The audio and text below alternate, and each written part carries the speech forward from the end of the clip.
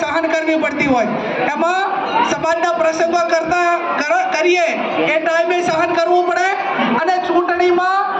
લડતા હોય એ ટાઈમે સહન કરવું પડે। સિર્ફ સહન કરવું પડે,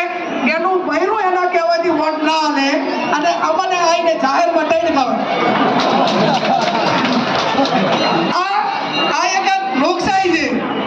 અને એટલા માટે કરીને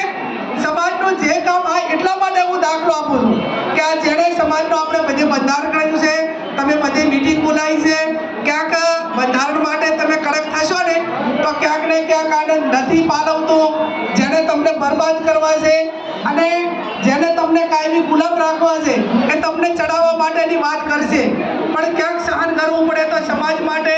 આવનાર પેઢી માટે, દીકરા દીકરીઓને શિક્ષણ માટે અને આવનાર સમયમાં સમાજ એ સંપૂર્ણ રીતે ગુલામીમાંથી બહાર નીકળે અને સ્વનિર્ભર થાય એના માટે કરીને આપણે બધાએ તન મન ધનથી આ મહેનત કરીને પૂરેપૂરું આનું પાલન કરવાનું છે। આપ સૌ અહીંયા મોટી સંખ્યામાં હાજર રહ્યા, તમારા બધાને દર્શન કરવાનો મોકો આપ્યો અને બીજના દિવસે રામાપીર કે જે 12 બીજાના ધણીના દર્શન કરવાનો પણ આપ સૌએ મોકો આપ્યો એ બદલ આપ સૌનો ખૂબ ખૂબ હૃદયપૂર્વક આભાર માનું।